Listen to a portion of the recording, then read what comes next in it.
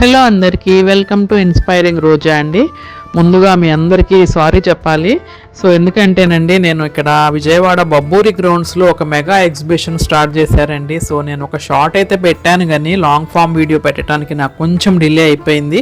So అయినా ఏం problem లేదు, ఇంకా 10 days ఉంటుందండి ఎగ్జిబిషన్. సో ఒక భారీ సెట్టింగ్ అనమాట. అయోధ్యలో రామాలయం ఎలా ఉంటుందో అదే తరహాలో ఇక్కడ విజయవాడలో కూడా పెట్టారు. ఇంకా ఎవరైనా చూడకపోతే కనుక తప్పకుండా విజిట్ అవ్వండి. సో ఇక్కడ టికెట్ వచ్చేసి 100 రూపాయలు అనమాట. సో నేను నా ఫ్రెండ్స్తో వెళ్ళాను. సో పదండి లోపలికి వెళ్ళి చూసేద్దాము. అయోధ్యలో రామాలయం ఎలా ఉంటుందో అదే తరహాలో ఒక భారీ సెట్టింగ్ అయితే నిర్మించారండి. సో చాలా చాలా బాగుందనమాట. దగదగ బంగారు వర్ణంలో మెరిసిపోతోంది దేవాలయము. ఇక్కడ రామాలయంతో పాటండి టైటానిక్ షిప్ కూడా ఉంది, అలాగే లండన్ బ్రిడ్జ్ కూడా ఉందన్నమాట. ఈ 3 చూశాక అసలు ఎగ్జిబిషన్లోకి అయితే వెళ్తాము. సో ఇవన్నీ చూడటానికి కేవలం టికెట్ వచ్చేసి 100 రూపాయలేనండి. సో చక్కగా పిల్లలు పెద్దవాళ్ళు అందరూ కూడా ఎంజాయ్ చేయొచ్చు వచ్చి. ఈవినింగ్ అనమాట ఇది. టైమింగ్స్ వచ్చేసి ఈవినింగ్ 6 నుంచి రాత్రి 10 o'clock వరకు అండి టైమింగ్స్. సో హ్యాపీగా ఫ్యామిలీతో వచ్చి ఎంజాయ్ చేయొచ్చు. మనము అయోధ్య దాకా వెళ్ళి రామాలయాన్ని చూడలేం కాబట్టి మనకి దగ్గరలో విజయవాడలో వచ్చేసింది కాబట్టి చూడొచ్చు. సో రామాలయం అనగానే మనకి ఆంజనేయ స్వామి కూడా ఉంటారు కదా. సో ఇదిగోండి ఆంజనేయ స్వామి దగ్గర కూడా ఒక పిక్ తీసేసుకున్నాము. ఇప్పుడు మీరు చూస్తున్నది రామాలయం సైడ్ వ్యూ అండి. సో చూడండి ఎంత భారీగా ఉందో సెట్టింగ్. అసలు సెట్టింగ్ లాగా లేదు కదా, ఇది నిజంగా రామాలయంలానే ఉంది. సో వెలుగు జిలుగులతో దగదగ బంగారు వర్ణంలో మెరిసిపోతూ ఉందబ్బా. 2 కళ్ళు చాలదు చూడటానికి. సో ఇంకా పదండి మనం కూడా లోపలికి వెళ్ళి ఆ శ్రీరాముని దర్శనం చేసుకుందాము. నాతో పాటు మీరు కూడా వచ్చేసేయండి.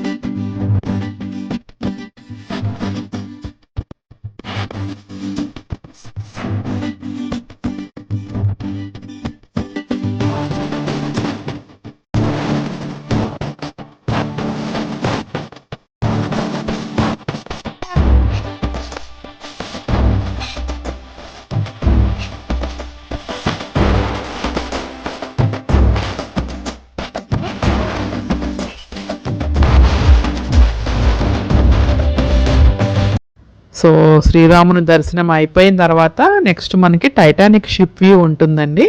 సో టైటానిక్ సినిమా ఒకటి ఉంది కదా, ఇంగ్లీష్ సినిమా.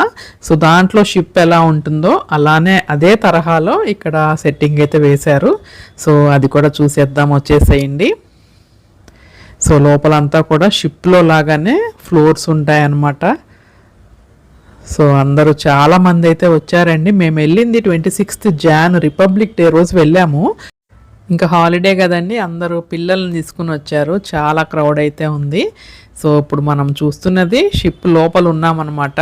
సో షిప్ లోపల నిజం షిప్లో ఉన్నట్టు మనకి ఫీల్ కలగటానికి చక్కగా మొత్తం అంతా కూడా వుడ్ కలర్లోనే కనిపిస్తుంది. అలాగే మెట్లు ఉంటాయి, ఫ్లోర్స్ ఉంటాయి. సో చాలా చాలా బాగుందన్నమాట. టైటానిక్ షిప్ ఎక్కినట్టే ఉంది నాకైతే. సో ఇదిగోండి మెట్లు దిగుతున్నాం, మళ్ళీ ఇక్కడ వేరే ఫ్లోర్కి వెళ్తున్నాము. సో చూడండి ఆ షిప్ నిజం షిప్ లానే అనిపిస్తుంది అనమాట మనకి. ఇది ఒక సెట్టింగ్ లాగా కూడా ఉండదు. ఇందాక రామాలయం చూశారు కదా ఎంత అద్భుతంగా ఉందో, అదే తరహాలో ఇది కూడా చూడండి. మొత్తము ఆ డిజైను గోడల పైన అదంతా వుడ్ పైన చూడండి. అసలు ఒరిజినాలిటీ నిజంగా షిప్లో ఉన్నామా అని ఫీల్ కలుగుతుంది. ఆ పైన చూడండి. సో చాలా చాలా బాగుంది.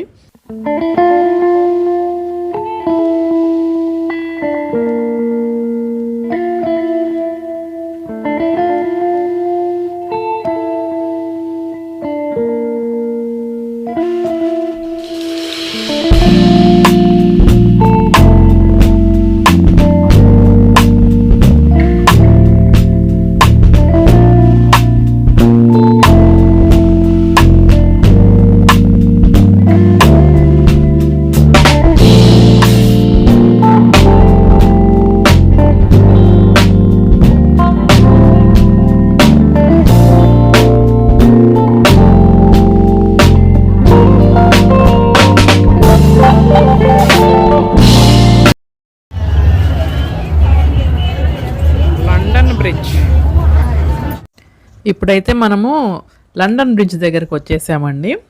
సో ఇది యూకేలో ఉన్న లండన్ బ్రిడ్జ్ కాదండి, విజయవాడలో ఉన్న లండన్ బ్రిడ్జ్ అనమాట. ఇక్కడ ఇది సెట్టింగ్ మాత్రమే.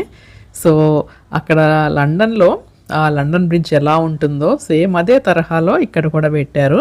సో అక్కడ లండన్లోనండి ఒక నది పైన ఉంటుంది. లండన్లో ఉన్న లండన్ బ్రిడ్జ్ పైన ఏమేం షాప్స్ ఉన్నాయి అవన్నీ కూడా ఇక్కడ ఒక నమూనా చూపించారనమాట. సో నిజంగా మనము లండన్ బ్రిడ్జ్ పైన నడుస్తున్నామా అన్న ఫీల్ అయితే కలుగుతుంది.